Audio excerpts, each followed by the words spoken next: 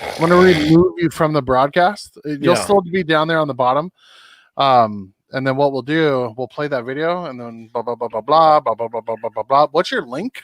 Criterion Cult Podcast? That's it? What do you mean? Like the link to the actual podcast? Yeah, to follow you on that shit. Oh, well, to follow us on Instagram, it's just at Criterion Cult Pod. Yeah. On Instagram. Yeah. Okay. Criterion Cult Pod. Okay. Yeah, but for iTunes, you just look up Criterion Cult. All right. I'm going to share this bitch. Yeah. It's just at Criterion Cult Pod. Yeah. Oh, shit. Hey, listen to it a little loud there, man. Just, I wanted to see if it was working. It's working. Vibe checking. We're going to be able to see like people that come in on the chat and stuff like that? Yeah. Yeah. So on that comment section, right on the right side right there, everyone's going to see, we'll be able to see everyone's comments. Okay. Yeah. Yeah. So like if you have homies and stuff that want to come in and talk shit with us, then by all means. It's so funny. I went through my pictures and I was making that promo earlier and I have all sorts of pictures of you in my camera roll. It looks like I'm obsessed.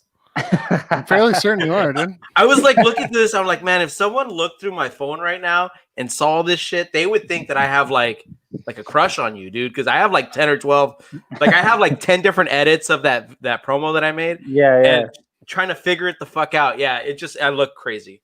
It's not a good look. They were good pictures that you picked to obsess about me for. So that's good. I tried my hardest, dude. I tried to be as nice as I could be here. No, I liked it.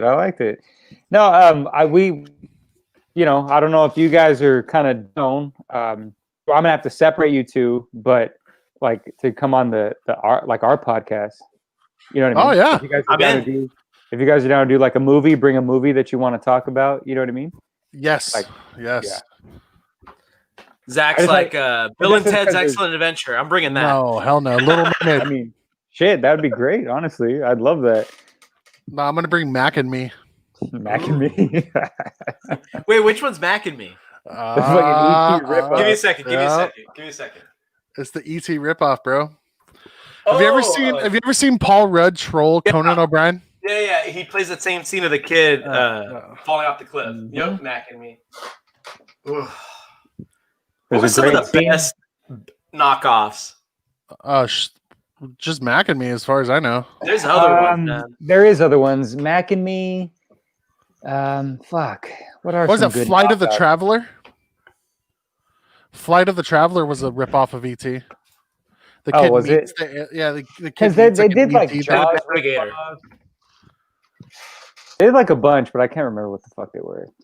Yeah, it's Flight of the Navigator. But Mac and Me probably is the top. Yeah, it's literally sponsored by McDonald's, so it's like the top. It is sponsored by McDonald's. I don't know. There's this weird ripoff that I saw one time. It was called Pornastic Park. Like it was pretty weird. Yeah.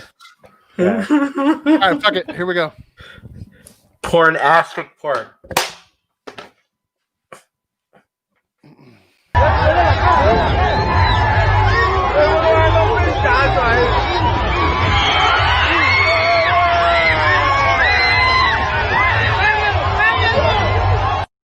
Just fucking sheer utter madness. It's crazy and it's hilarious all at the same time. And if that is not an indication of what this episode is going to be like, then I don't know what is, dude. Because we are honored. He's gracing the airwaves with us. Yeah, we're honored to have our guest, our buddy, our friend, the birthday boy, motherfucking Jordan Garcia.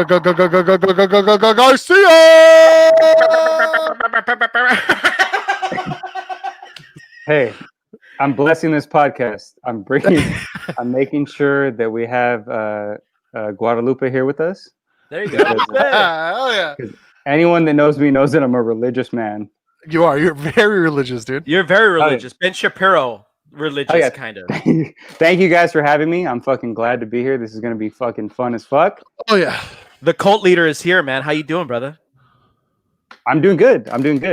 It's my birthday, so I'm pretty buzzed, pretty high. So get ready to hear me say some things that, I might regret. That's fine. Every fine. time I do this podcast, I drink and I say at least one thing that I'm like, fuck, maybe I shouldn't have said that out loud. Oh yeah, dude. I mean, that's my everyday life right there, dude. I mean, as you guys know, because you guys have known me for a while, since Zach was 35. I'm at HLS, bro. I'm a habitual line stepper. Yeah, yeah. Ever 100%, since, dude, 100%. Seriously, ever since you were like 40 when I first met you, you have been 10 years ago. You have just been, you've been stepping over that line. I mean, you've been hanging pretty good. You were hanging out with 18-year-olds when you were 40 years old. So I mean, you know, you've been stepping over that line for a while. You got to do what you got to do, bro. You're only, you know what's funny? Age is just a number. So when I first met you, you were hanging out with my younger brother, and I thought you were like older. I thought you were like a lot older than me. I just turned 35 today. I thought you were 35 then, which was like, again, like 10 years 2008. Ago. And so, but honestly, I'm going to say this: you look younger now. You look younger now. So you're not like aging in that. Yeah, you're not aging in like that. You look like super old now. You look younger now, actually. So that's good. Dare we say he looks his age? I gotta say this, bro. I gotta say this. I actually have Benjamin Button's disease. Thanks, assholes. Yeah. It's not widely reported, so I get it. That makes sense. Yeah, exactly. I'll never forget, bro. Like, I can't remember exactly where we were. It might have been like one of like your brother's like birthdays or whatever, and both of us were just completely hammered, right? And he comes up to me and he goes, "You know what, dude? I gotta tell you something." And I was like, "What's up, man?" He's like, "When you first started coming around like with my brother and stuff like that, I thought to myself, what the fuck is my brother doing hanging out with some 45-year-old man?" And I looked at him and said, "You know what, Jordan? Not only is that a compliment, but fuck you." I mean, it also meant that you at least carried yourself as an older person, right? It didn't mean that you looked older. You also felt like an older person, you know? Sure. Dude, really? There's no way to make that sound good. Did you ever go to the party pad, Dave, in Hacienda? I'm sure I did. The big backyard. There's like cactuses and shit. Yeah. I will never forget this, dude. Every time I've been there, I usually forget. So. And I'll remind Jordan of this to the day that we die, dude. I'll never forget. Absolutely shit-faced. Party was popping, bro. I don't know what the fuck was going on out in the front yard, but Jordan stands up on his couch and then just starts doing this with the blinds. Just fucking knocking them all over the place, bro. No idea what the fuck was going on. But it was just basically, what that was that at the time I didn't respect myself. And so in order to get respect from other people, I had to be louder and bigger, and so it's so if I just act like a piece of shit, then maybe they will respect me. Because I mean that's a great strategy. This guy's hurting. He needs a friend. Like yes, it was like one of those things where it was like, damn, like nobody's paying attention to me right now. I guess I better start kicking the blinds in my own house. I'm gonna have to. So I'm not gonna be able to get my security deposit back just to look cool in front of you assholes. He stood up on the couch because I was like the tallest one there, so he wanted to be bigger than me. So they're like, "Oh fuck, if he's bigger than Zach, then that must mean we must respect him, dude." So just fucking just going through the fucking blinds, bro. And we're all just standing there going, "What the fuck is this guy doing, dude?" I mean, but it worked. There was right? no warning. You were just going after it. Yeah, I really don't even know why. I don't even know what upset me so much that I had to. But think about it though, because I've done. I'm pretty much widely respected up until this day. Up until this moment. Everybody knows who I am and what I do because of that.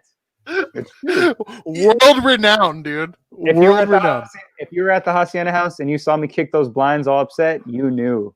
Yeah, it was on. Yeah. If you were at the Hacienda Heights and you're watching right now, and our viewer count shows 0, so it probably means nobody. But if you're at the Hacienda house and you saw this guy kicking blinds, I want you to throw us a comment right now, dude. Oh, just because I would hope so. I think honestly, bro, I think that was the night that fucking somebody got stabbed, bro.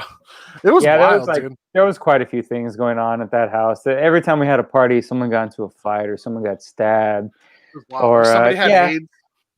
Yeah, someone got what? AIDS. Or someone stole my DVD. Someone went into my fucking room and stole my DVDs. Can you believe that? I found that out the next morning. Turns out it was my brother, my younger brother Tim, but still, I thought it was someone from a party. And that's why he was going through the blinds like that, dude. Just incoherently. I wish I was there. I don't remember that. Oh, I probably wasn't there. Just fucking debauchery. And then it Good ended Lord. up leaving that house and then going to fucking my house, dude.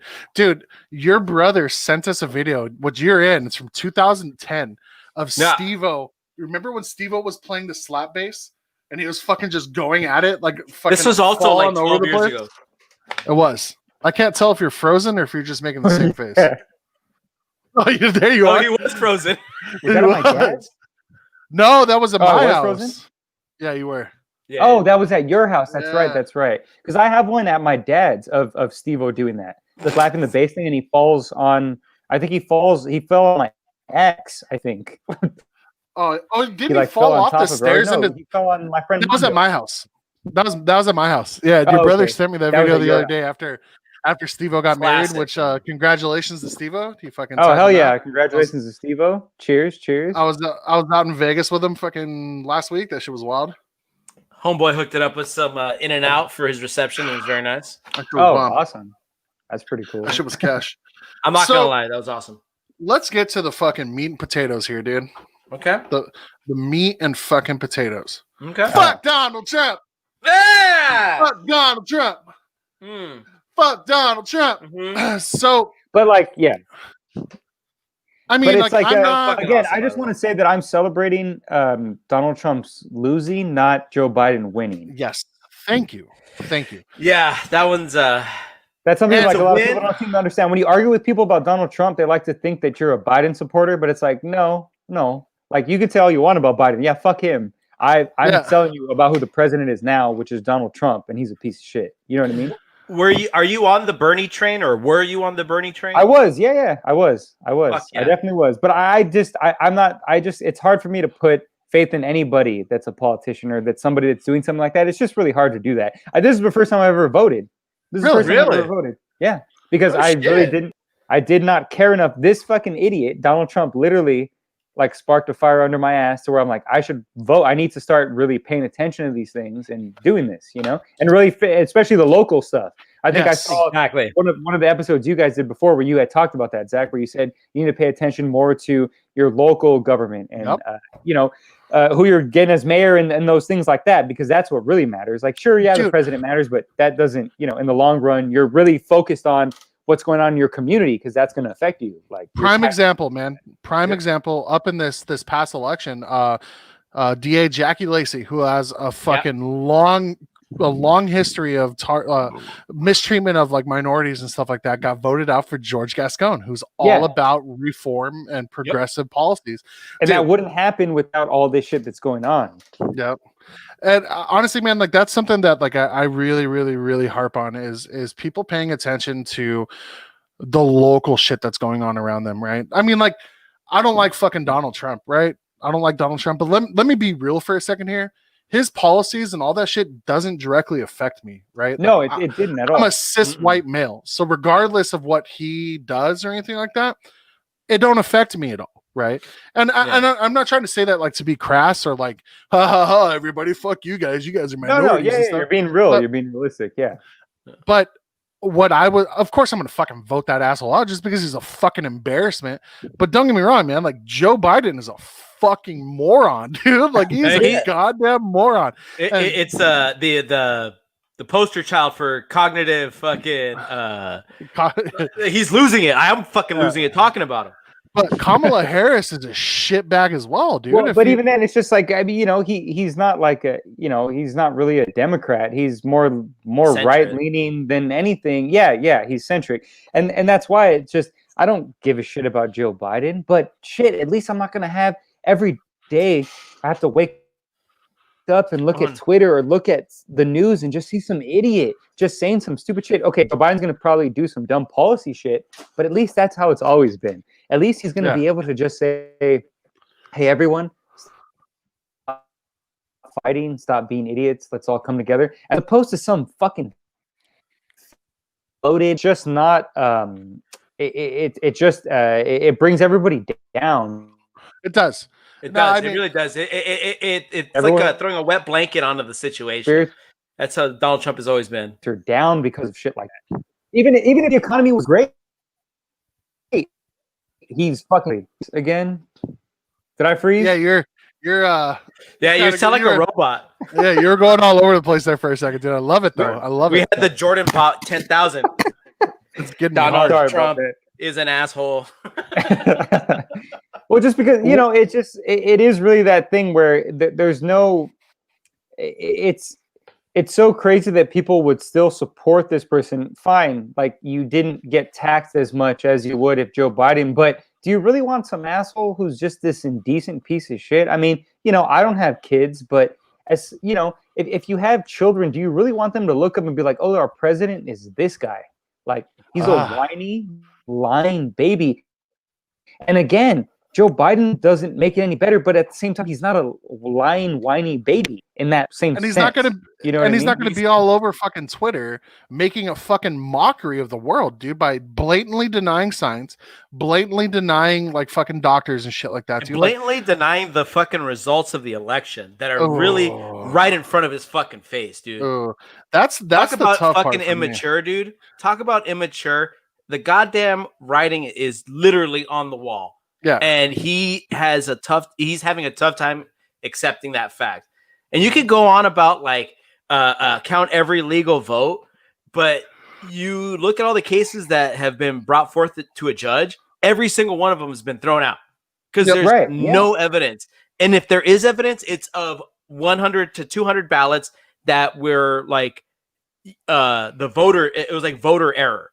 Yeah. Or user error. So it's like, it's not really adding up. So if we take those votes into account, you'd still lose. So I got two things. So little about numbers. I got two things to say about that, right? So like all of my Republican friends, like the people who I know who are Republican, right, are like, oh, it's fraud, it's fraud, it's fraud, it's fraud.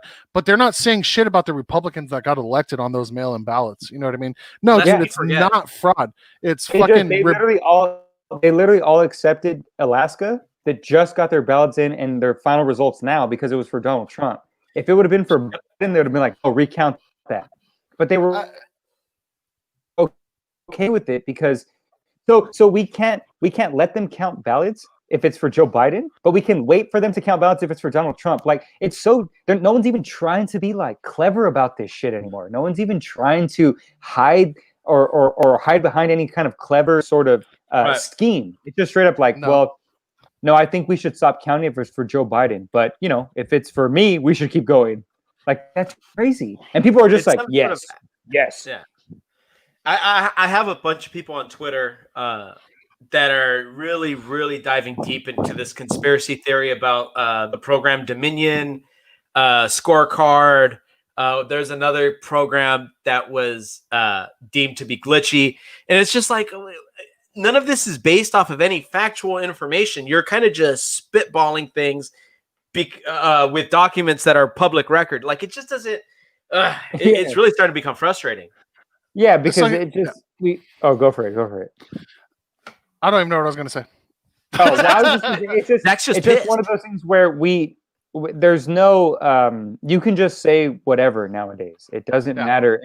And I get it. Look, I'm not one to say that our government and the voting system is a-okay and it's pure and stuff. I'm sure there is fraud and there is things that are going on with it, but not how he's saying.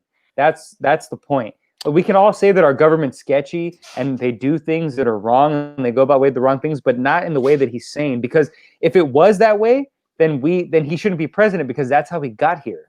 Because of the sketchy things he's talking about.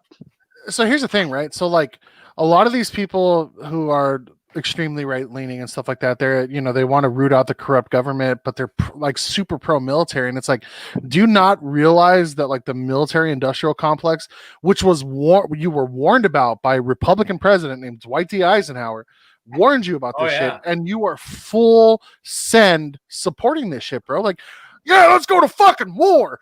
There's a full-blown speech about it on YouTube that you can watch. That you can literally watch right now. Go on YouTube, find Dwight D. Eisenhower's speech about the military-industrial complex. Please do yourself a favor, watch that shit. Because if you don't understand, look. As a Dwight D. Eisenhower man myself, the only way I can get hard is if I hear the word war. I need to hear it.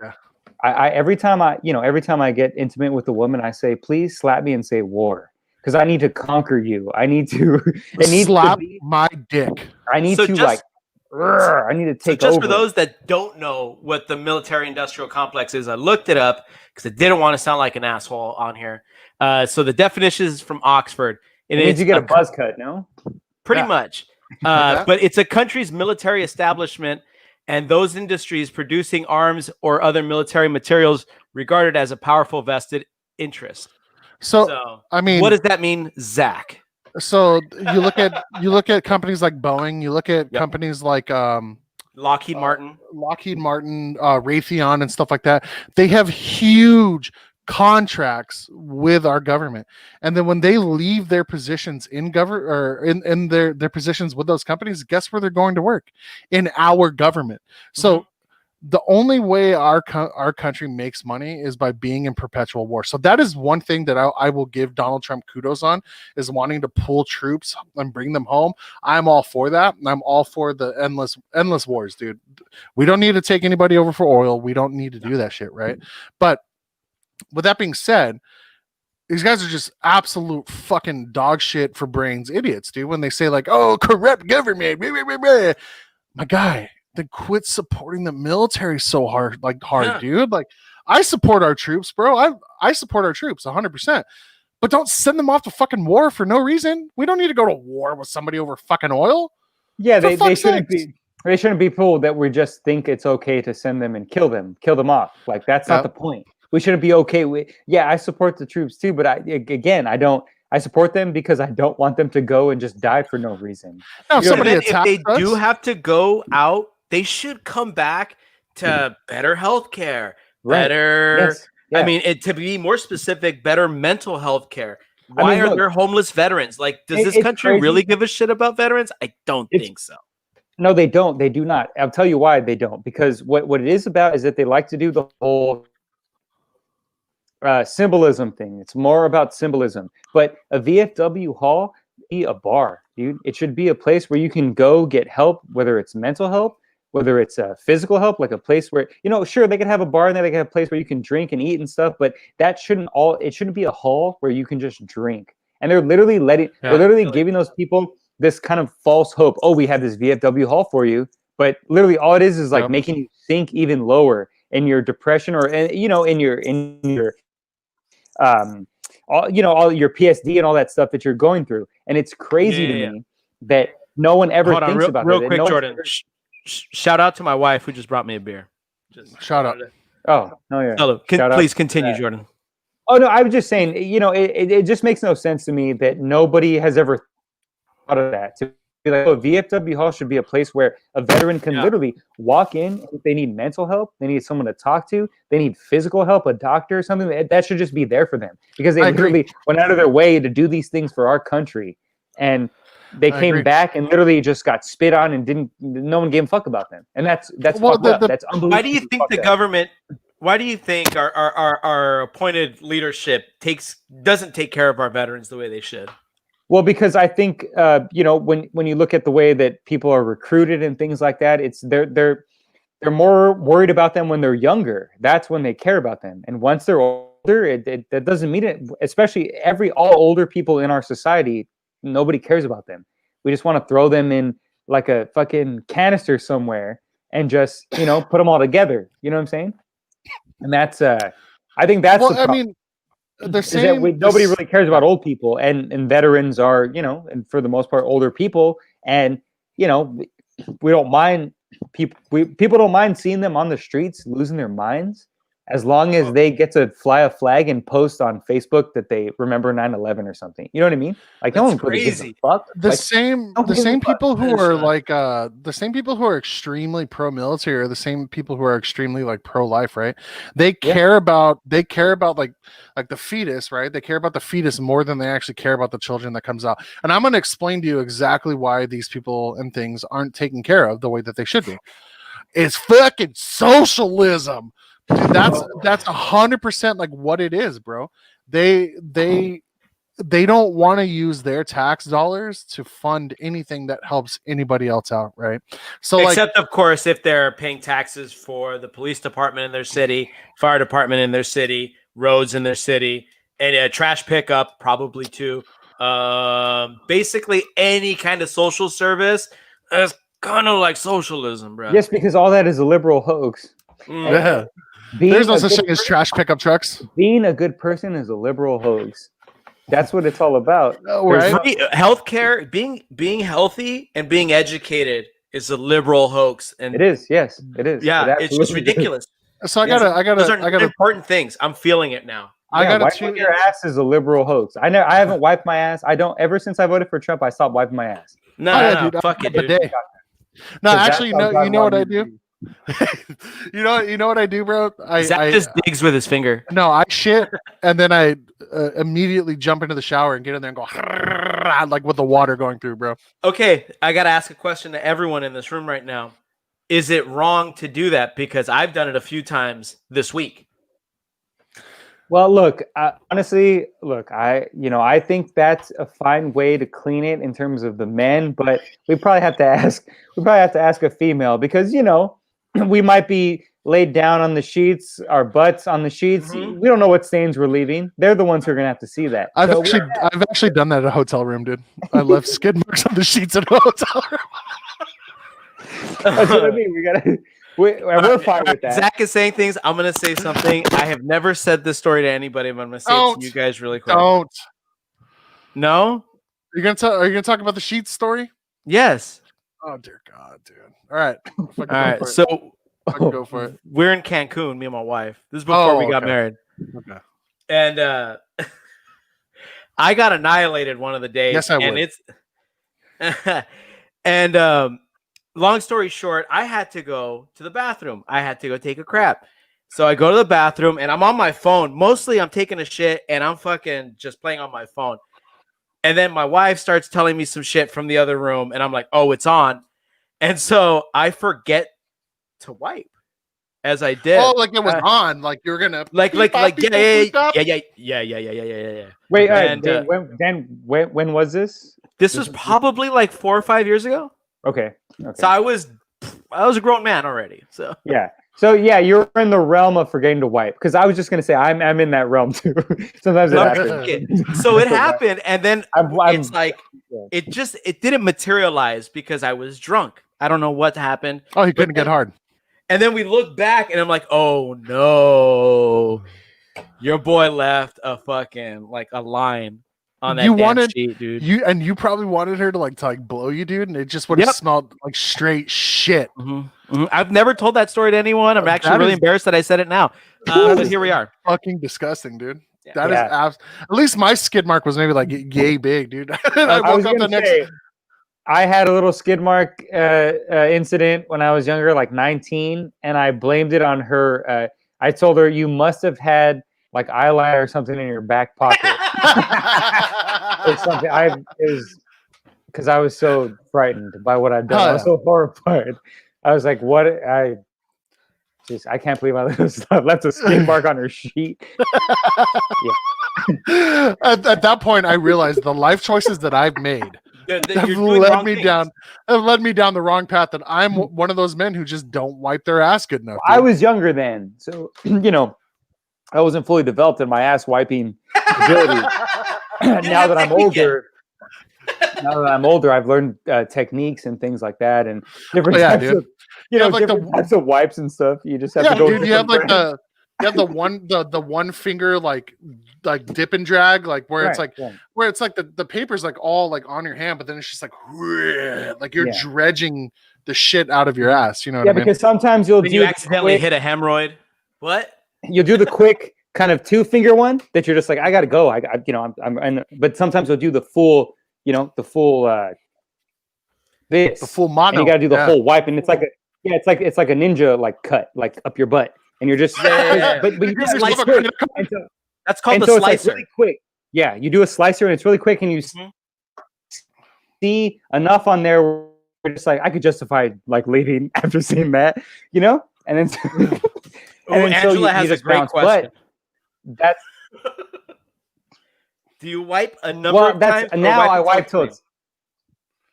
I wipe until it's clean now. But when I was younger, it was mostly like I'm giving it 3 wipes. If it go longer than this, I can't do it. I've got shit to do. I've got places to go. I have to go drink. I have to go drive a car. I have to go do stuff. You know what I mean? I have to go lie to my mom. Whatever it is, I have to go do stuff. And that's Okay. Nowadays, it's like I have time. I have all kinds of time, so especially with quarantine. Dude, I have nothing but I'm wiping my ass for an hour.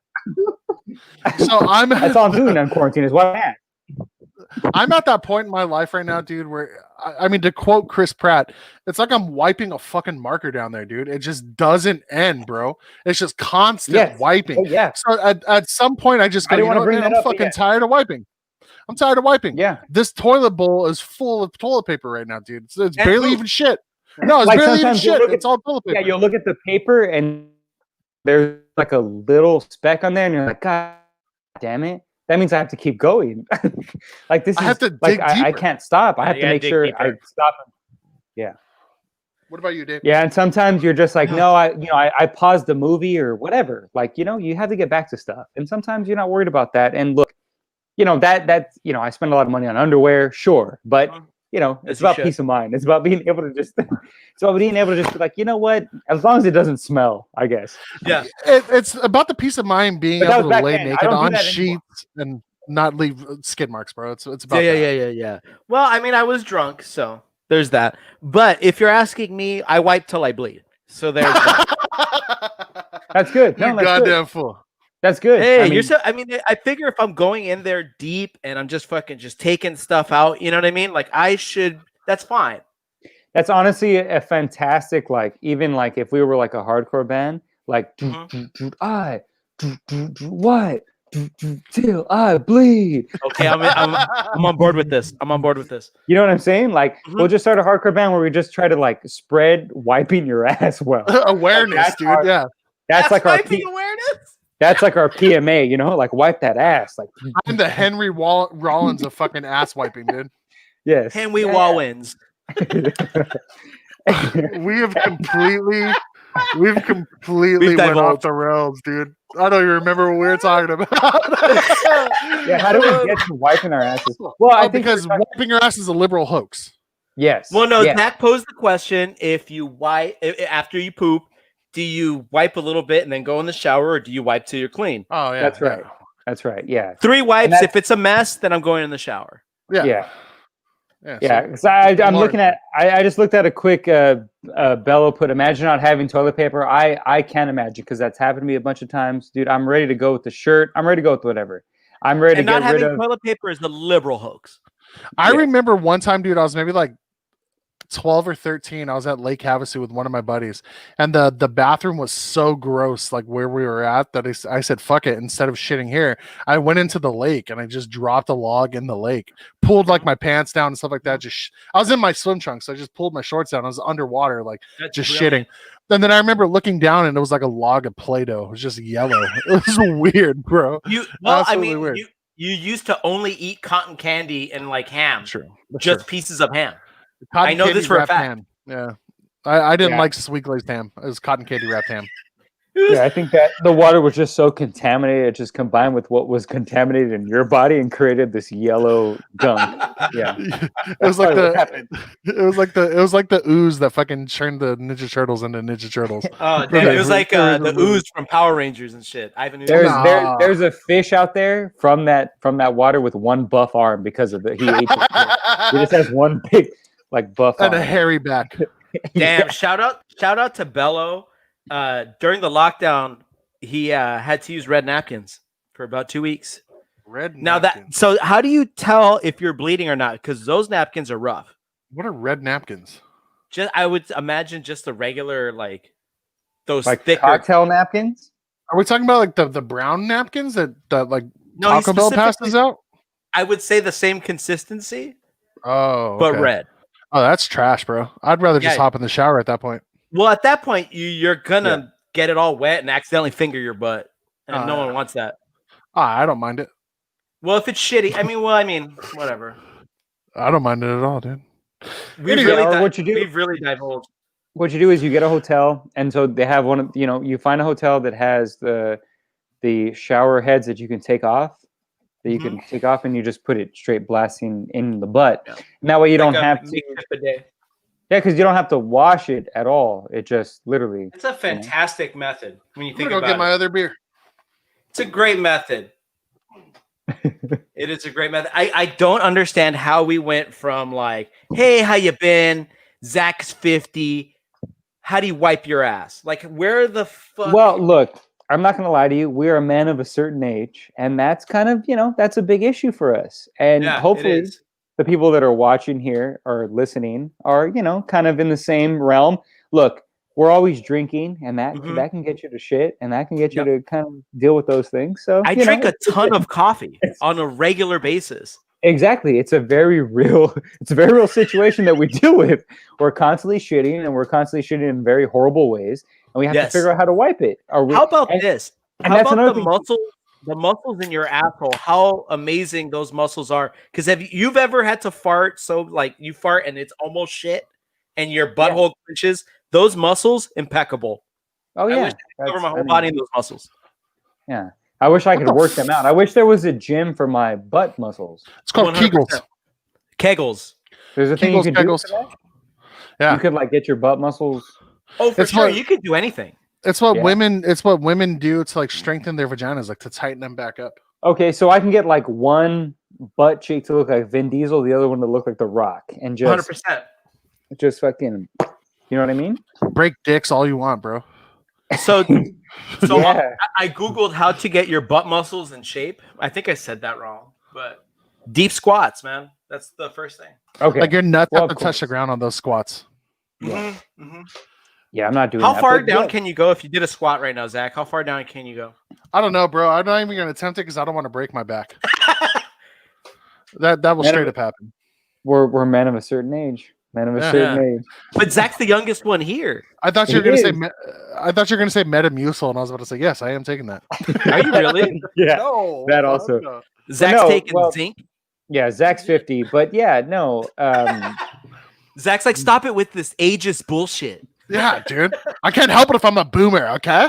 Yeah, it does suck. I know. We're talking about stuff you don't even know about because you were around in the 40s. So yeah. I suffer from incontinence right now, guys. Thanks. Yeah. Okay. You sound like Joe Biden right now. But again, Zach, you look young for your age now. Then even though you're 50. You do now. Even though you're 50. So, Zach, earlier we were talking about Biden and not being the choice that we all wanted. What was your choice, man? Well, if it was Zach Dufton's United States of America, who'd be the president-elect right now? President-elect would obviously be Bernie Sanders, man. And his VP? His VP would be Andrew Yang. 100%. You're trying to get me hard right now, dude. 100%. That's not bad. That's not bad. I never thought of Andrew Yang as a VP, but that's not bad. That's not bad at all. Well, here's my thing, right? I would have gone Tulsi Gabbard, but she's absolutely batshit crazy. But if you could find a suitable if you could find a suitable like VP replacement over Andrew Yang, I'm fine with that because I would put Andrew Yang as Secretary of Labor. No, 100%, dude. No, that Andrew Yang as VP makes complete sense, especially with Bernie, because they would know how to compromise and do like they wouldn't worry about like looking good to anybody or trying to be this way to like certain people. They would just know how to fucking So that kind of goes back to like what we were talking about earlier, right? With like that word socialism, right? Like people don't like seem to grasp that the world that we live in now is just socialism for the rich. Like I mean, you have multi-billion-dollar corporations whose labor force is being taxed or subsidized by like our taxes, right? Because one, they don't pay their employees enough. Because they don't pay their employees enough, they get on federal assistance. And because they're on federal assistance, I'm paying for their fucking paycheck, dude. I'm subsidizing their paycheck. Like, I don't understand, like, what the fuck is so hard to grasp about this? And I don't want to hear that fucking same old tired argument of like, oh, well, if they don't like it, they better find a better job. Like, some people aren't awarded the same like chances that other people are, right? Like, I don't mean to like harp on one of my good friends. One of my good friends, absolutely love him to death. He's pretty conservative. We talked about it one time, and he was like, like out here in Minnesota, like blah blah blah blah blah, and like I told him, I said, well, dude, like if you think about it, like your dad got you into the company that you're at now, right?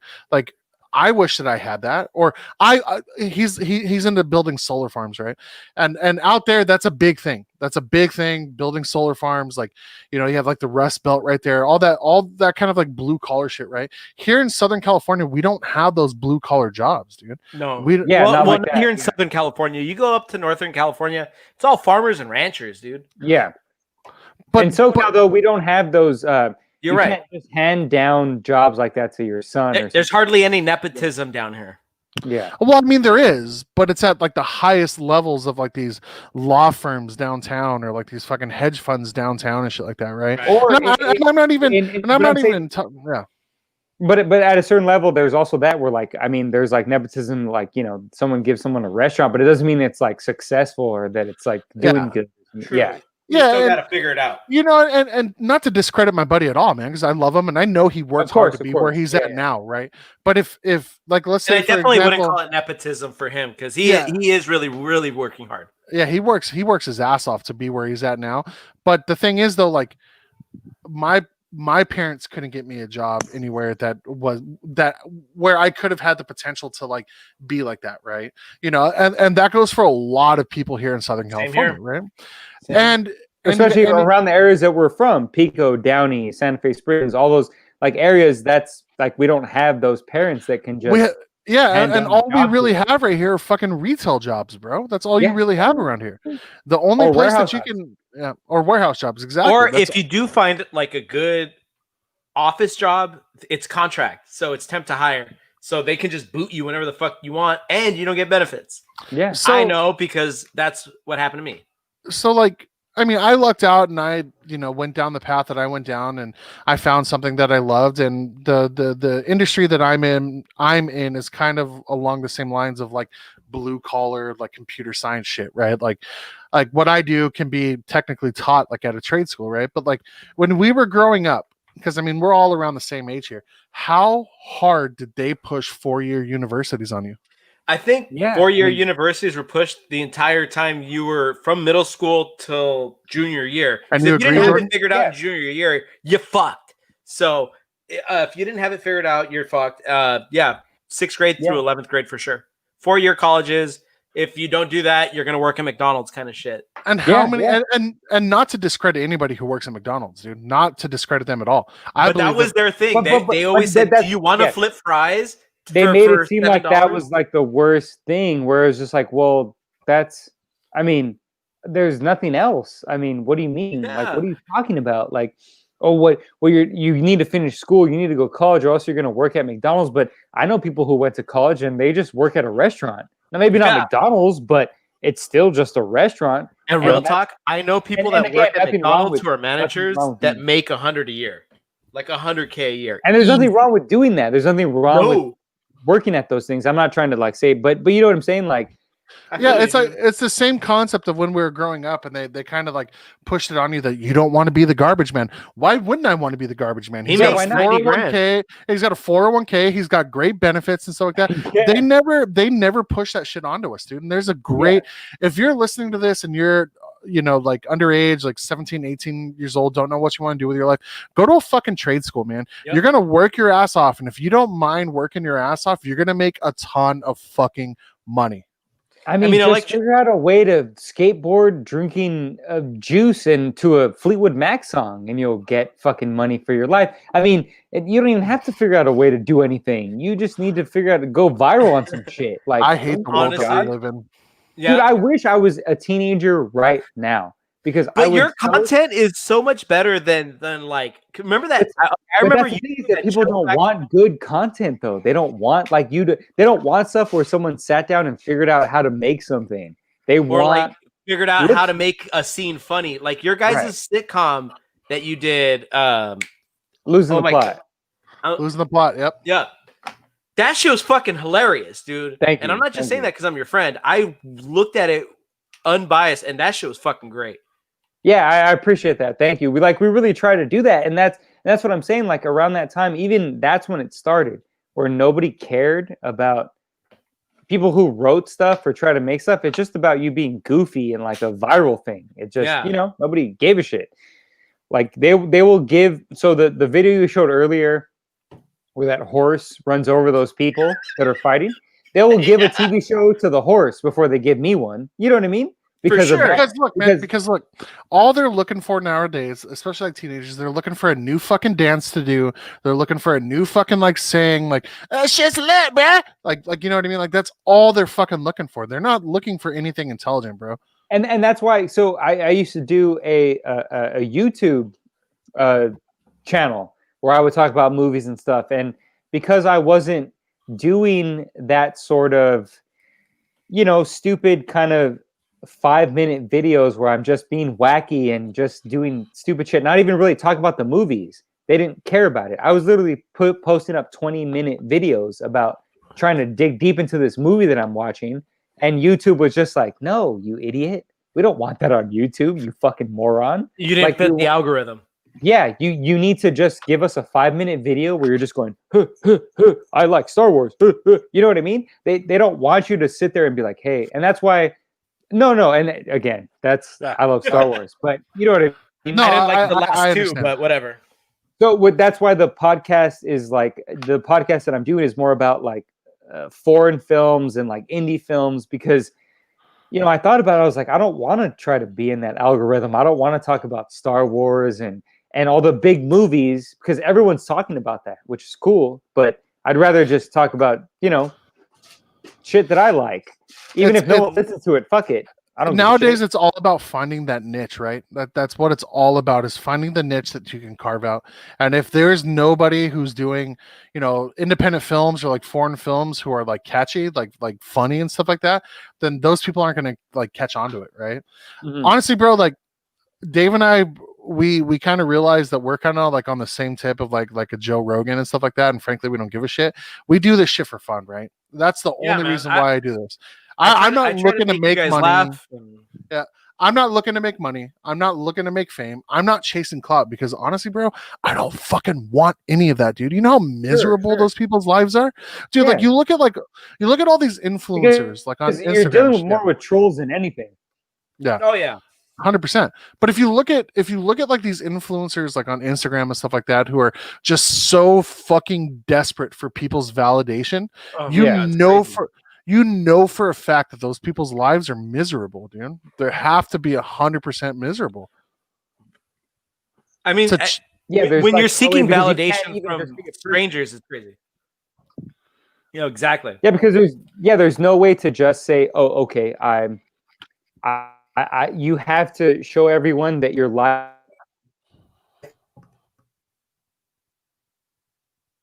It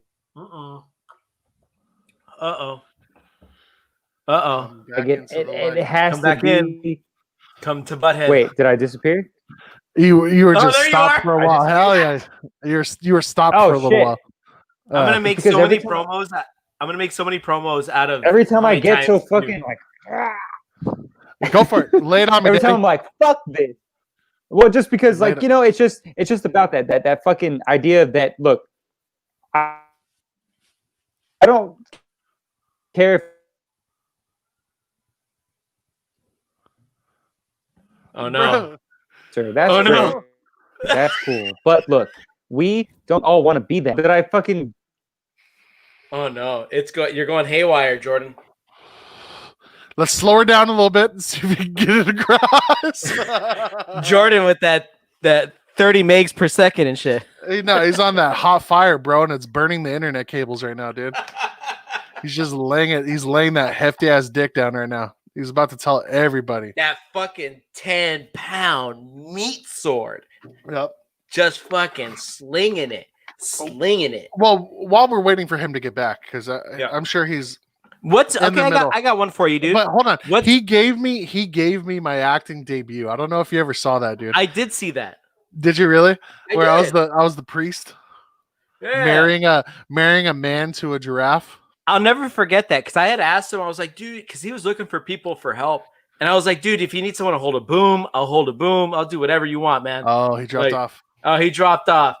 Well, look, I want to ask you a question here, man. Yeah. Because Jordan does film, that's his thing.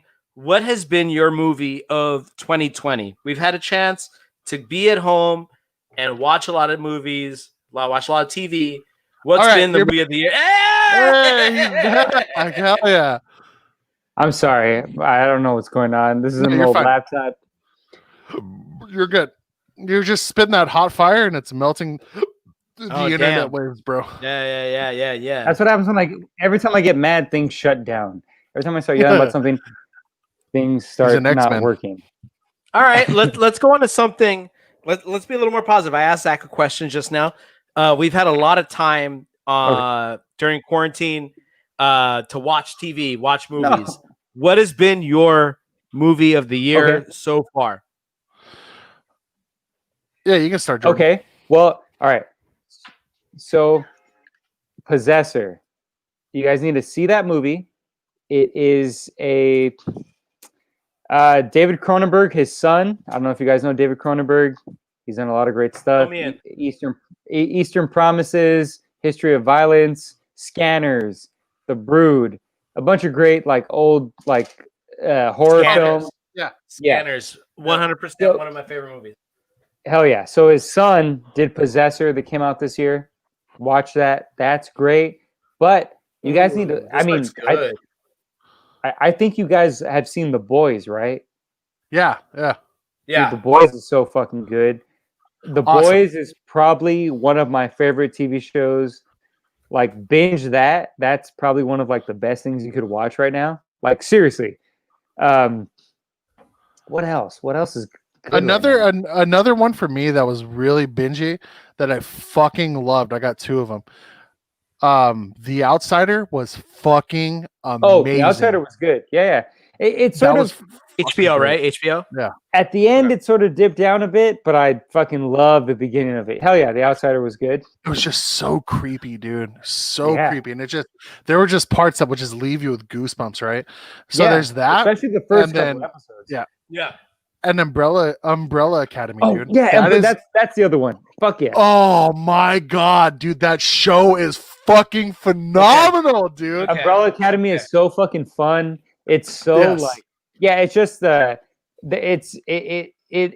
if you love My Chemical Romance, I mean, look, I'm a My Chemical Romance guy, but even then, I read the graphic novel that it's based on before this, and I loved it because it's so fucking. It's the same vibe. It's like that fun kind of it's like an X-Men, but different.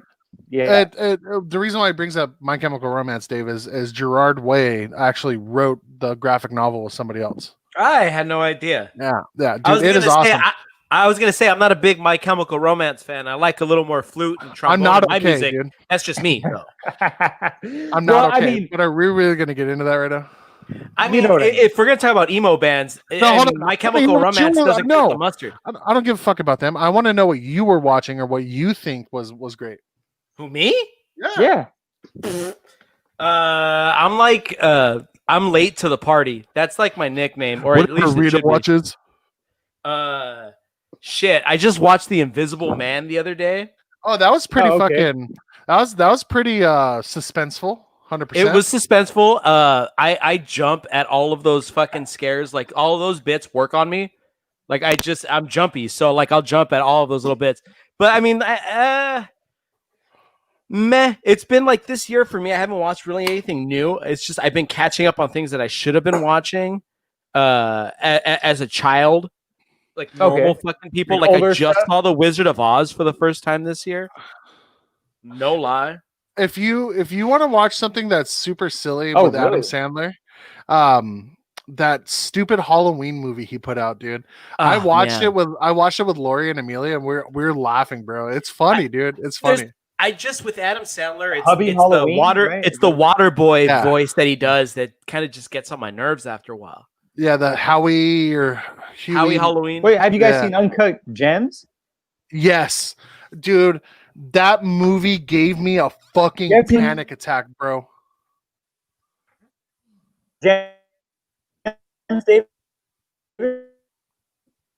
No, I don't know what he said. Oh no. Let's just wait. You haven't seen Dave? You haven't seen Uncut Gems? No, I haven't seen it yet. No, I heard it was horrible.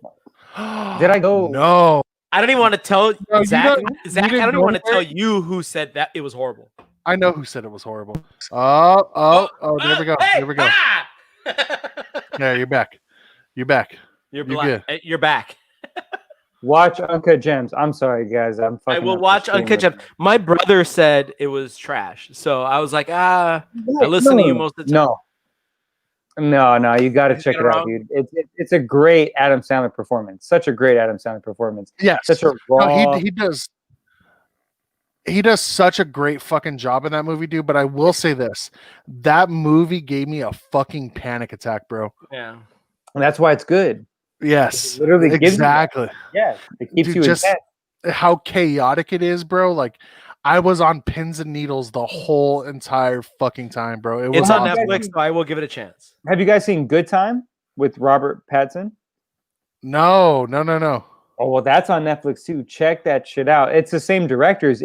I mean, that one is actually that will give you an actual heart attack. That one, Really? yeah. You, Jordan, you just saw. Oh my god, I'm gonna sound like such an idiot right now. You went to the movies recently. And you Tenet. saw Tenet. There You it went is. saw Tenet? Oh, How was it? Don't give too much away, but do what you can. Okay, well, I will say that. All right, Tenet is not worth going to the theater for. no way. You're like Yeah, the third so, person like- that I've you've said it. I've read it like twice. Like watch it at home, Look. kind of thing. If it was Inception, yes. If it was Inception, if it was a Dark Knight, I wouldn't have said that. I would have been like, "Hey, I don't know why we're at home. You guys should all be driving somewhere to see it." Tenet, dude, it's again, it's hard to like talk about it without spoiling it, and I don't want to do that. But Okay. you could watch that at home. It's an HBO movie. It's an HBO movie, straight up. Dude, Chris, Have you guys seen Deja Vu with Denzel Washington? yeah. Okay, well then Yeah. you've seen Tenet. Except this time it's his son. That's literally all it is. Dude, Chris Nolan though, bro, that's one of my favorite fucking directors. And again, I would any other movie, Dunkirk, Inception, Dark Knight, I would say go see these in the theaters. But this one, no, dude, no. Jordan, you may have been asked this question a million times, but I'm gonna ask it for the million and first time. At the end of Inception, is he dreaming or is my man awake? I think he's dreaming. Nope. Yeah, he's dreaming. I think No. me Been and telling you argued this, about dog. this before, Zach. No, I know we have, and I'm going to argue with you again right now. He is awake, and the reason why he is awake, his totem is not the top. His totem is his wedding ring. In the dream world, the totem was his wife's. The top was his wife's totem, And he took it over, and that's why it doesn't work, and that's why there's no way for him to distinguish between reality and the dream because so then he never had a. So the he top never had in a totem in the Inception very is beginning. the totem, dude. I No, googled it. no. He took his wife's totem. He took the wife's totem, and that's why he can't distinguish because of that. Because he never had one for himself. And also, if you look, the kids are wearing something different, so that's why it is a dream. It is literally like. Well, wouldn't totally they be different. wearing this? Wouldn't they be wearing the same thing if it Yeah. was a dream? That's exactly what I was gonna say right now. Well, I got you there. okay, No, maybe. if you look when Well, he's maybe in the they're dream wearing the world, same thing. All right, I gotta watch it again. when he's in the dream world, he's wearing a wedding ring. When he's at the end of the movie, he's not wearing a wedding ring. He's not wearing a wedding ring. Okay, So I haven't noticed that, so I'd have to look at that. I'd have to look at that again. I've never noticed that before, so I'd have to look at that. I'm being such a fucking baby. I'm googling this. Homeboy was awake, dude. He was awake. What does that mean for question for the you. story, though? That he got out. That he legit kept his word and he I got mean, out. honestly, I think that's what makes that movie so good is that it doesn't matter. You know what I'm saying? Like Yeah. It it doesn't doesn't matter at the end, yeah. Yeah, whether you think it did this or that, I think you can still enjoy the movie, and I think that's what makes the movie good is that we can talk about it, we can argue about this, and we could literally be like, I could literally be like, no, Zach, he wasn't wearing a red ring because there's no way for us to tell unless we bring up that scene. You know what I mean? Like it's just kind of our perspective. But that's how you know it's a great movie, though.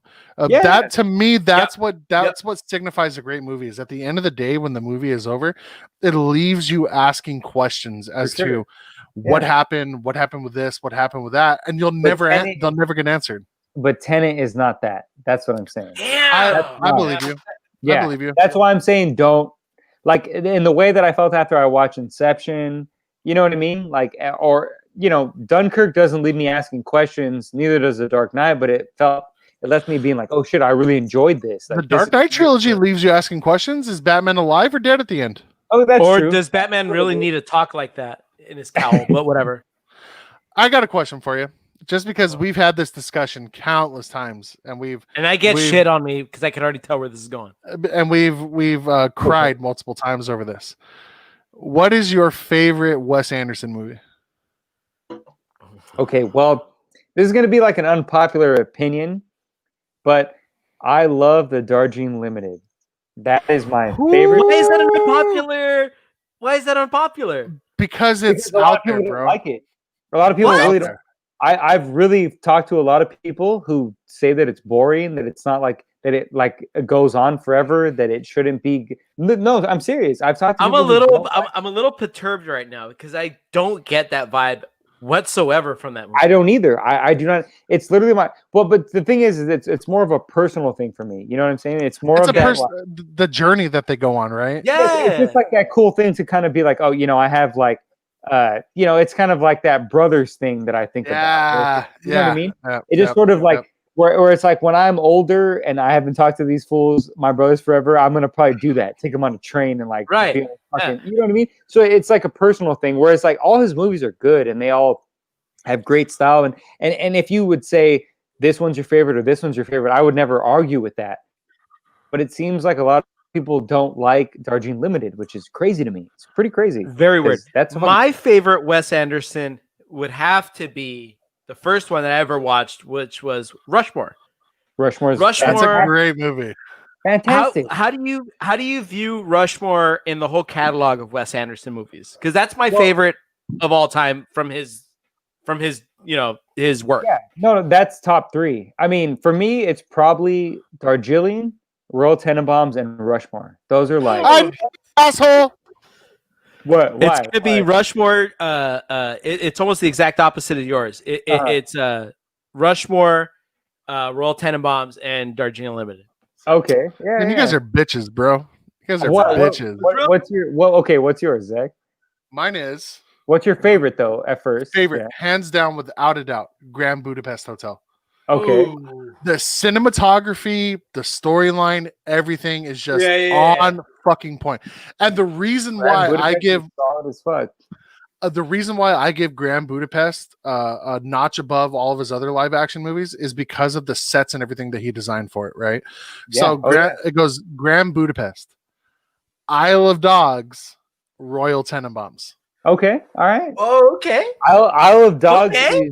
I mean, I like Fantastic Mr. Fox more as a story in terms of that's what keeps me entertained. But fucking Isle of Dogs looks so fucking beautiful, dude. That's Zach coming in right now, dude. That's a good book. That's good. But you guys will be, I just relate more to my top 3 in terms of like those or what like when I was younger, I grew up and I watched. You know what I mean? Yeah. And Grand Budapest is probably honestly. Darjeeling is my favorite, but if I had to say his best film, it would be Grand Budapest. Literally, technically, everything that you really had, if you really had to sit down and be like, how did he film it? You know, it's Grand Budapest for sure. Yeah, just the cinematography and everything is just fucking beyond anything that anybody's ever done. So if I could answer Bello's question, what movie should he watch tomorrow on a hot date? I got a follow-up Wes question. Anderson movie. No, I got a follow-up question to this question. Because she's gonna fuck. What movie should I watch tomorrow? I have a hot date. Number 1, Bello, I hope you're listening. These are follow-up questions. Number 1, are you watching it at your pad? And then number 2, find out what kind of movie that she likes. Because if she's a horror fan, then you're going to need to pick a horror movie and a great horror movie. If she likes comedies, find a great comedy. You got to figure out, do you like this chick or do you not like this chick? Well, it's a hot date, so I'm assuming he likes her. I mean, he could be fucking. We don't know. But that's what I'm saying. Like, yeah, like Zach said, he wants to ask. So, what do you like? You want to see a horror movie? Do you like Texas kind of weird? Chainsaw Massacre, Because right there. there's been times where, like I'll be hanging out with some girl and she's like, "Oh, well, I know you like movies. Put a good movie on." But it's just like, well, what do you like? I'm gonna put on like fucking like Rosemary's Baby or The Lobster, and I can't imagine that's something you want to watch. So, Whoa, you know Lori fell asleep during The Lobster. oh What? She fell asleep during The Lobster. That's Dude, not I her love cup that. of tea, bro. Yeah, She watches Wes Anderson movies with me. She likes Wes Anderson movies. She likes them a lot. But dude, The Lobster, I watched it, right? And she fell asleep during it. Dude, I love that movie. That's like one of my favorite movies. It's such a great concept, bro. I have a question about a Wes Anderson film, and you guys might be able to clear this up for me. Is the Royal Tenenbaums more a comedy, or is it more like a drama? Because throughout that entire movie, you get the comedic sense throughout the entire movie, right? But there's so many dramatic parts of family like dynamic that go in that are really dramatic, dude. I'll say first what I think, but you're more of a professional at this than I am, Jordan. But number one, if you look at all of his movies, none of his movies are comedies, bro. They're not. They're not labeled as comedies. They're labeled as like dramas and stuff like that. I didn't know that. And the reason being is because all of the tones in the movie and all of the like storylines and stuff like that have dramatic tones to them. And now that I think about it, you're absolutely right. His dialogue makes it comedic. It's just his dialogue. What do you think? Well, damn. I mean, I'm just going based on what like he has said, because he has always talked about how he views his films as comedies. Like he doesn't think that they're as dramatic as people might think they are. He thinks they're like comedies. Like Royal Tenenbaums, I think he thinks that's a comedy. Yeah. I don't think he thinks that's as dramatic. Whereas, I watch that and I think it's funny, but I watch that and I'm like, oh, this is like one of like the best films about like an absentee dad. You know what I mean? Like a dad who hasn't been around, who comes back and tries to get with his family. Like that, it's like one of the best films about that because it's funny. You know what I mean? Yeah. So, but then you think about what the dad went through and how low he had to get to say, "Hey, I have stomach cancer. Love me." You know what I mean? How low as a human being do you have to get to he's a piece of shit. That? Yeah, that's like a real. Yeah, Royal's a piece of shit in that movie. That you have to have to like, to do something like that. Like, and that's why I think it's hard to say. It is really hard, like Zach said, to say that his films are comedies because they're pretty much dramas because they're very sad and we're laughing at sadness. We're literally laughing at straight sadness.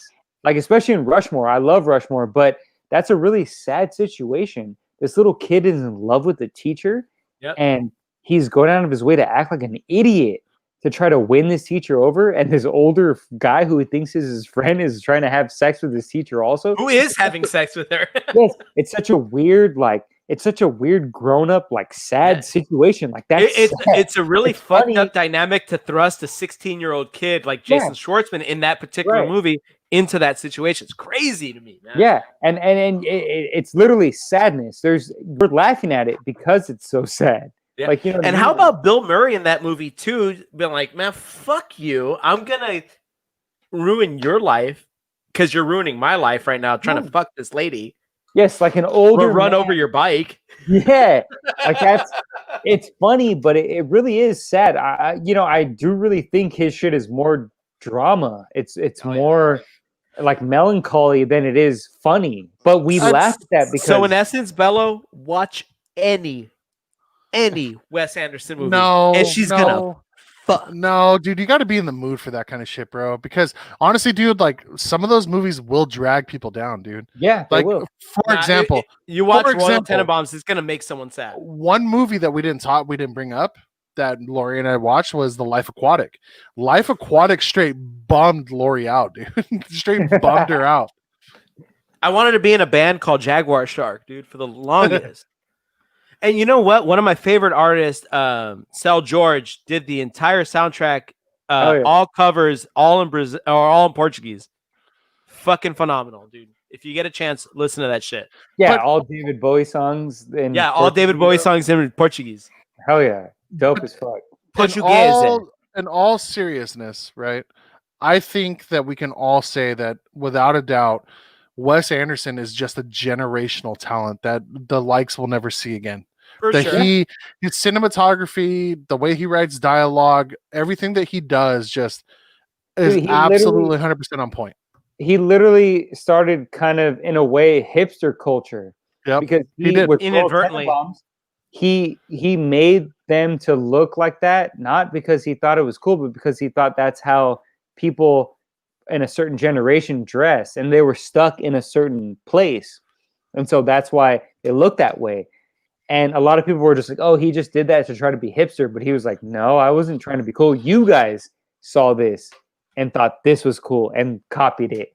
You guys, yeah, that whole 80s like 80s style and stuff like that. Yeah, yeah, came like back with for the a cool Fila minute. shirts, and you know what I mean, like a Richie Tenenbaum with the Fila shirt and the bandana and the big glasses. Like I didn't start seeing people look like that until after the Royal Tenenbaums, Yep. and he wasn't even trying to make people look like that. He just was like, well, this is how these people look and this sort of thing. He wasn't trying to make a scene, and literally hipsters jumped on that.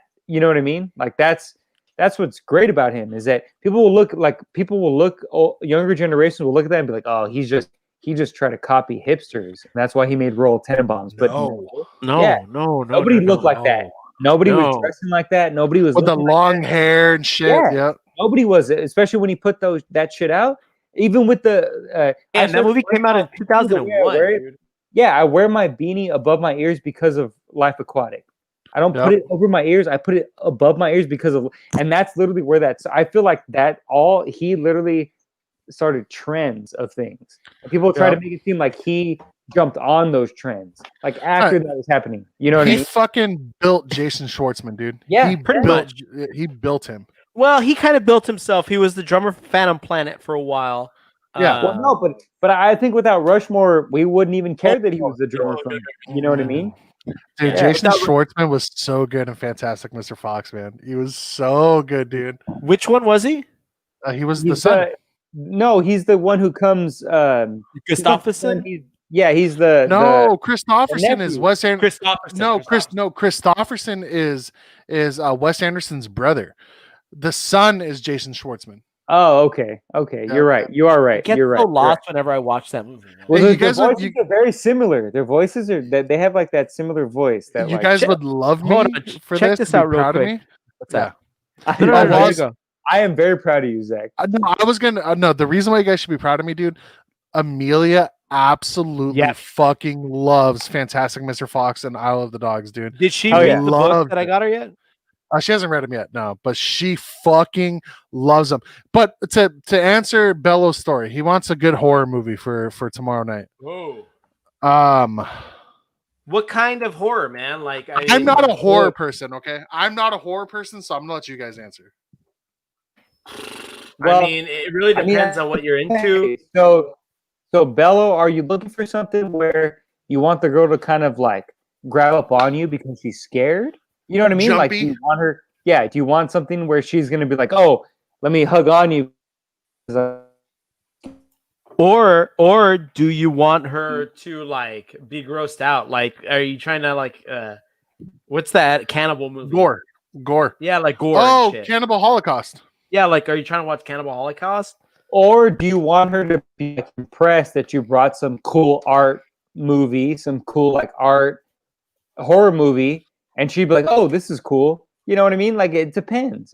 Or is it one of those things where you just put on a movie and you're just gonna fuck? This fool's faded as fuck because he just goes, "That sounds like a great idea." What are you talking about? He's on either one sounds like a great idea. All right, what would be a great artist? Because Lori loves fucking horror movies, dude. And I hate horror movies. What would be a good horror movie to watch? Well, look, jump scare. He wants a jump scare. Okay, let's throw on some. Ooh. All right, I got a good one. Did you say? Hold on. Oh, Jordan said something I didn't hear. What was it? All right. Oh no! I was just no. Let Dave go, and then I'll say what I'm gonna say. There's this Italian horror film that I watched a long ass time ago. It's called High Tension. Oh, okay.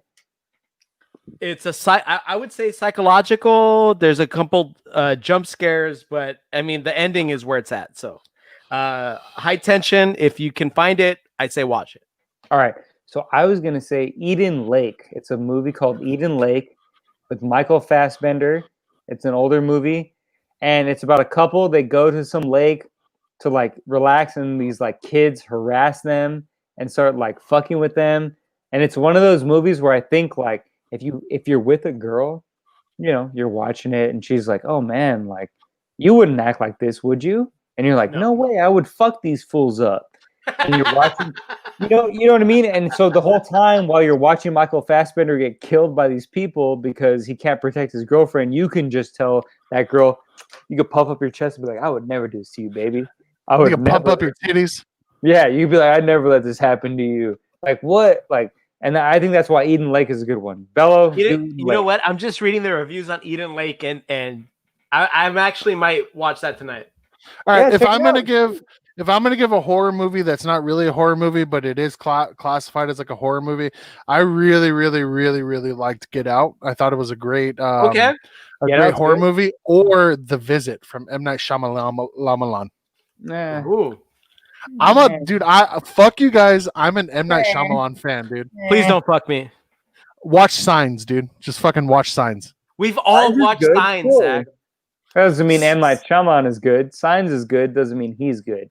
Mel Gibson was good. Joaquin Phoenix was good in that movie. I'm insane with anger. That was the good part of the movie. This is the best part of the movie. Okay, so yeah, watch Eden Lake, bro. Watch Eden Lake. I have a serious question for you right now, Jordan. Go for it. Serious question. Did you think Anchorman 2 was funny? Okay, that is a good question. Look, I did think it had funny parts, but it was unnecessary because I think when you have comedies like that, especially when it comes to like Dumb and Dumber, how they did the sequels, you don't need sequels because they stand on their own. We all know we can watch Anchorman, Dumb and Dumber. We could just watch those over and over again. Right. We don't need sequels. So yeah, I don't think it was funny. I think it kind of tainted that Anchorman. You know, I think it tainted it. Where there were some scenes in Anchorman 2 that I can say 100% that was funnier than some scenes in the first one. For sure. It just does not stand up. As a whole, it does not stand up. Drinking ketchup, smoking crack. Right. Didn't you hear me? I'm blind. Dobie, like the song. Like, and those are funny, and those are really funny. Of Stonewall Jackson? But as a whole, okay, no way. I'm going to tell you guys what I've told. It doesn't have legs. Else. I'm going to tell you guys what I've told everybody else. You guys went into Anchorman 2 with a preconceived notion that it was going to be different. How do you know that? Why would it be different at all? Like, why would it be different? I'm just going to call bullshit on your argument right now, dog. Why? How do you know what I was thinking? We watched it together. Because you're a little bitch, and I know what you're thinking. Look, man, how I used to be and how I am now are two totally different things, bro. So you fucking respect me, show a little respect for me, and put some straighten up on your name. Yeah, straighten up, sit up nice, and fucking treat me nice, dude. That's all I'm asking. No, you don't talk to me like that. I did. Because you know what happens when you talk to me like that? Bam, you're gone, bitch. Damn, you're gone. I feel like let me back. I feel like that's not cool, dude. I feel like that was racist because you're racist. Oh, okay. Fuck. Zach's about to say something racist right now. What did you guys think of what's that movie with fucking Will Ferrell? The one where he's in Arizona and he loses his job. It's where that GIF is from, where he's sitting in the recliner and the wine's going all over the place. It's his one dramatic movie where he's getting divorced. Fuck, what was the name of that movie? As Good as It Gets? No. Oh, hold on. That's Jack Nicholson. That is Jack Nicholson, if you're asking. Yeah.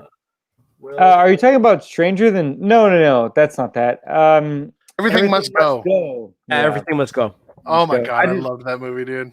Did you? I wasn't really I don't into think that. a lot of people like that movie. I wasn't into that. It just wasn't. It was pretty boring. It didn't really like get, and it didn't go anywhere. It didn't.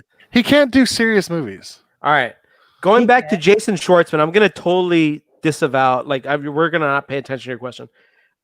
Jason Schwartzman, I Heart Huckabees. How do you feel about that movie? I don't think I've seen that. I Heart Huckabees is cool. I like that movie. Yeah. I have a feeling you may have only seen it once, maybe twice. Well, I've probably seen it twice. Yeah, I got to see it. I probably have to watch it again. But I remember when I saw it, I was into it. I remember because I work with this guy, and he told me, he was like, "Oh, it's about, psychology and the way people think, and it's a weird movie." And I saw it, and I was like, "Oh." I saw it and I was like, oh, it wasn't what he made it up to be, Yeah. But it was good, though. It was good. Jude Law has a horrible American accent in that movie. Horrible. You could hear the English coming out of it. It's really bad. I never saw it. Never seen that movie. Didn't give it a chance. You know what we're talking about, all right? Come on. What? You know what we're talking about, right? The I Heart Huckabee? Yeah. Yeah, I know a movie you guys are talking about. I've just never seen it. Okay. Oh, okay. Yeah, I've never seen it. I think you would like it. It's funny. It's good. Parts dramatic. I mean, it's like a Wes Anderson movie, but it's not Wes Anderson. It's really. Have you seen American Hustle and The Fighter? Yeah. I have not seen American Hustle. Oh, he's tight as fuck. I was gonna say it's the same director, and it has that kind of same vibe. Yeah. You know what I mean? Where it's like dark, but it's supposed to be funny. Yeah. It's dark comedy. Serious, but it's still like yeah. Damn. So say I'm like a nobody, and I go, Jordan, I really like Wes Anderson. Give me some directors to like watch based upon Zach. We're still nobodies, bro. My like of Wes Anderson. I know we're nobodies, but still, who are some directors that you would recommend in vein of Wes Anderson? Ooh, okay, here we go. Well, I like this. I would tell you to watch Whit Stillman. Whit Stillman.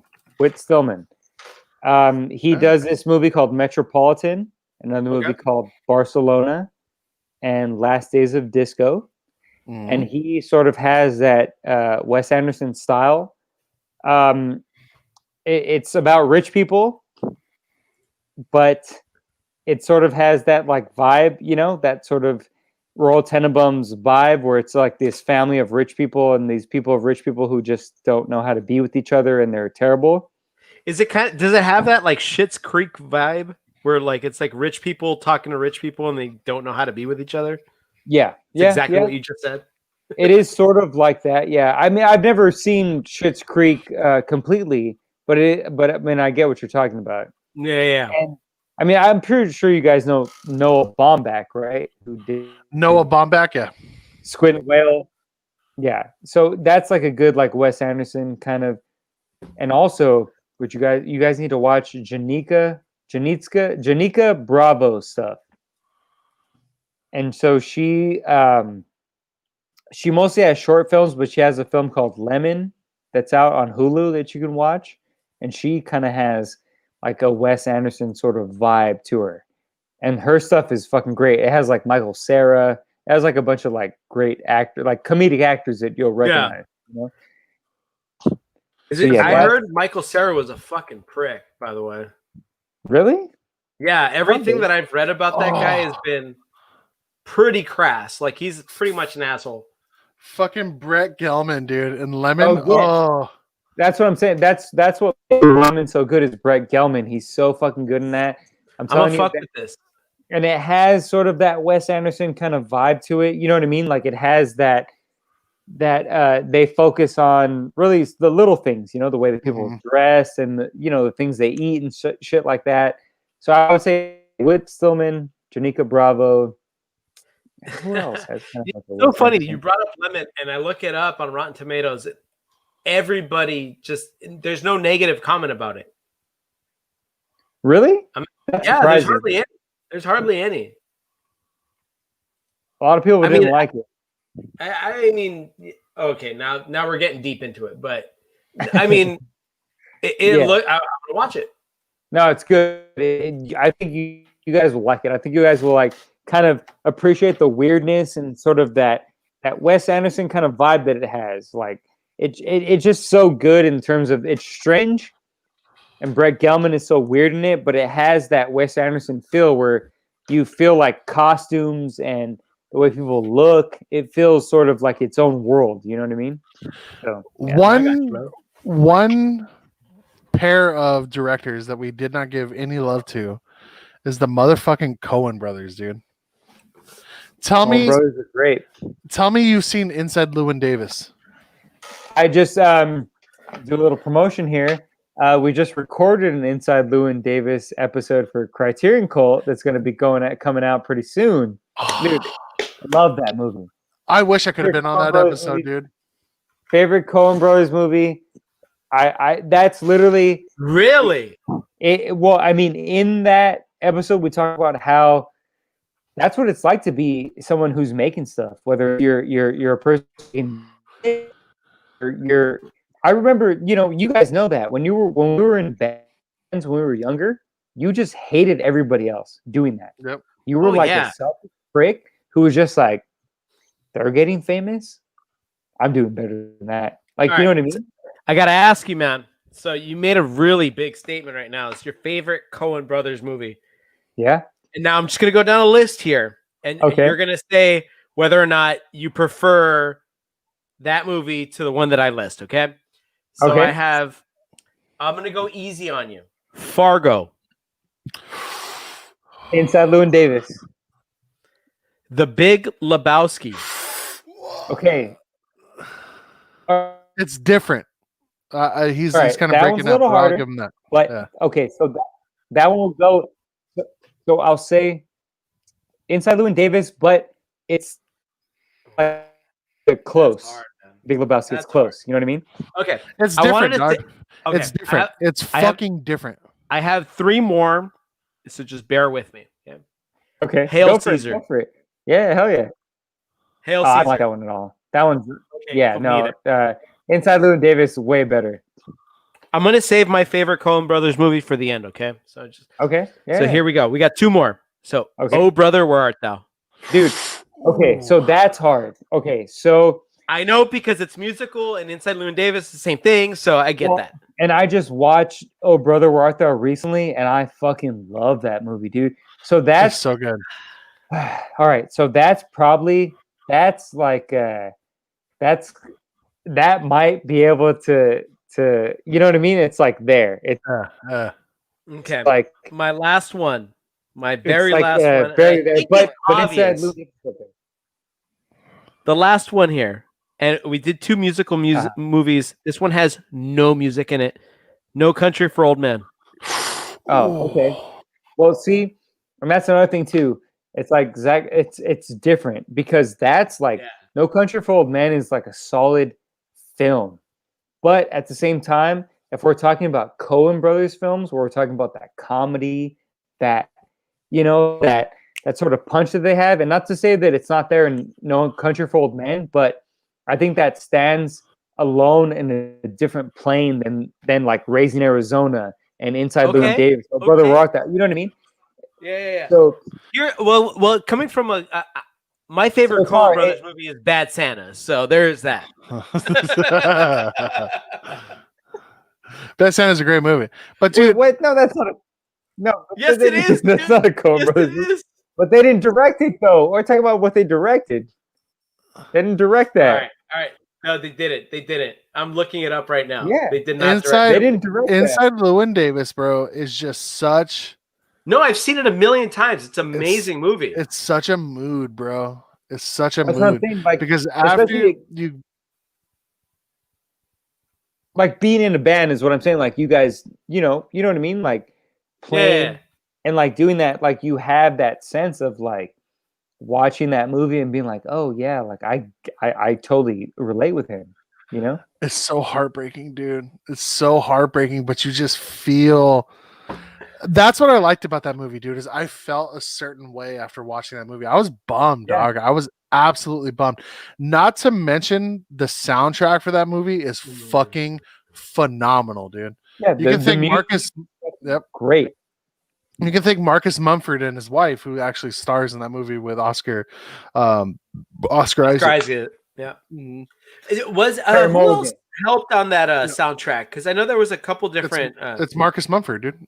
Well, Just it's him, also the T-Bone Burnett Mhm. who does like a bunch of stuff for soundtracks, and then the Punch Brothers, I guess, is like some Irish band. They also did a bunch of stuff for that. So No Country for Old Men had that same feeling though, dude. After you watch No Country for Old Men, you feel a certain way after watching that movie. You're just like, fuck, man. I went through this 2-hour long movie and I feel depressed after watching this movie. You're left with more questions than you are left with any sort of idea of resolution. Like Shagur at the end just walks off and you don't know what happens. Dude has a fucking bone sticking out of his forearm. wait, so Dave, you can't.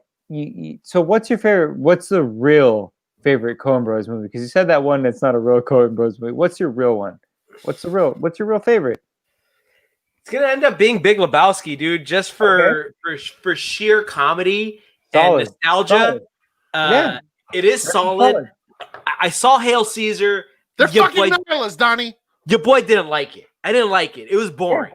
It wasn't funny. I love Fargo.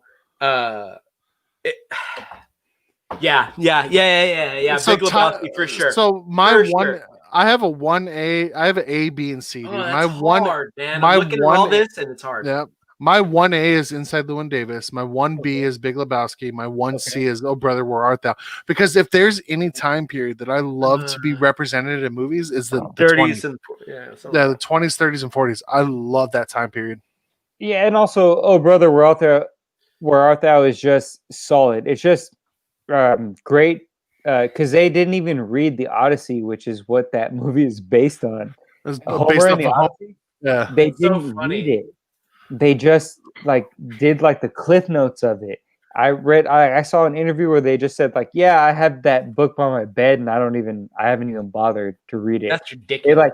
They literally did the cliff notes of the Odyssey and they made a better and more interesting story with Oh Brother, Where Art Thou than the Odyssey. You know what I mean? Like, did you guys watch Burn After Reading? Yes, I did. That's a great movie. It's a great movie. I did not like it when I first saw it, but I've grown to love that movie. It's like you got to come back to it. Yeah, because again, Coen Brothers, they just know what they're doing. They do it different. I wish I could. It's funny because there's levels to it. Yeah. I will say this about Brad Pitt, man. Going back to like kind of like besides you want to fuck him. Indier films, right? Because this ties into another director that he was great in Burn After Reading, but he's also going to be starring in Wes Anderson movie, a new live action Wes Anderson movie that's been reported. Yeah, I think it's him, Natalie Portman, something else. No shit. The last thing I saw Brad Pitt in was Ad Astra, and I loved it. I don't know if you guys saw that one. The French Dispatch. Great. I thought it was fantastic. Tommy Lee Jones was in that movie for fucking 5 minutes, and it was great. I was fucking wrong. The French Dispatch does not have fucking Natalie Portman and fucking Portman and Brad Pitt in it. Yeah, you're right. Not at all. You're right. Did you just make that up? Did you just? No. You're just let me break this news to you guys. Natalie Portman and Brad Pitt are in the. Is this what your Proud Boys friends were telling you, dude? No, so I was looking because Jordan and I have a conversation from like last year or something like that. I was looking up the messenger because I was going to send you the link again, and it was about the French Dispatcher, and I could have sworn that I had read that Natalie Portman and Brad Pitt were going to be in it. No, but apparently not. You know what's really funny, guys? I want to bring something up really quick. Bello has officially stopped watching the podcast because he hasn't said a single thing in the last fucking 25 minutes. He might have fell asleep.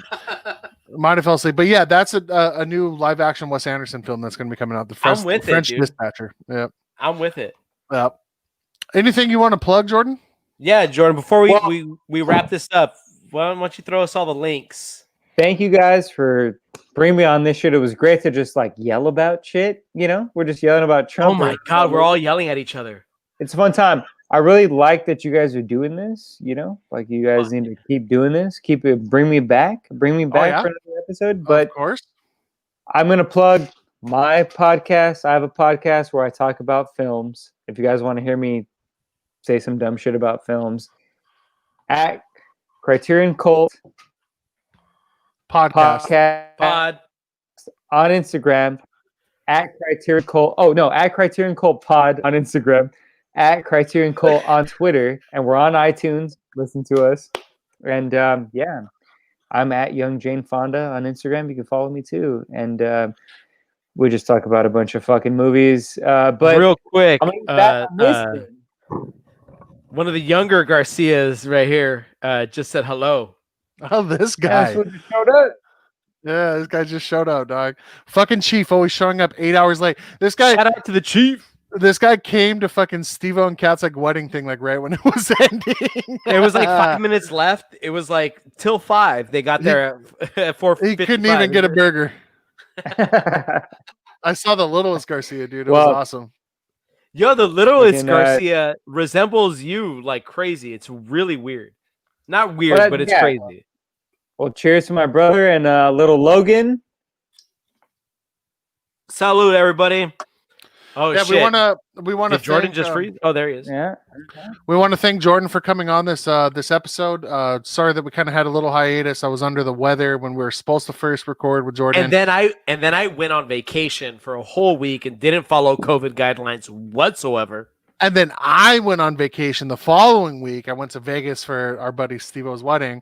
And I only followed COVID restrictions. And only followed COVID restrictions. I've been tested. I'm negative. But yeah, man, until next time that we have you on, Jordan, we will be having you on because it is a blast talking with you. Oh, yeah, man. Oh, yeah. Thank you guys for bringing me on this shit. It felt like a really natural conversation. Like it felt super cool. You know what I mean? Like it just felt dope. The point. Like, that's the point. I miss you guys. Yeah, man. You know, I miss talking to you guys. So this dude. Like, honestly, the point of the show is to always bring on our friends that have something that they're passionate about and that we could gauge them in and they could talk about it in a cool space and not feel judged. That's what this is all about, dude. Well, I mean, I hope I was entertaining enough for you guys. This thing, I know you guys are entertaining and stuff. Jordan, we talked about wiping our asses for like 25 minutes. Yeah, that is true. You're one of my favorite guests of all time. I only want to be your friend. No, seriously, thank you guys. I fucking love you guys. Seriously, this was dope. Thank you guys for having me on this shit. It was seriously fun talking to you guys. Again, it felt just natural. I didn't even realize we were recording something until, I forgot that we were doing this. Yeah, dude, this is super fun. Thank you guys. Fucking absolutely. Everybody, follow the Criterion Cult so that next episode I'm gonna shout you guys out. We're gonna fucking promote each other. Let's do this shit. Yes, because that's the whole thing. Yes, with Zach sitting there, we're gonna suck each other. I like him on my boob. I don't like it on my face. I like it on my 69 all day, every day, bro. I'll hold you, Zach. Cheers.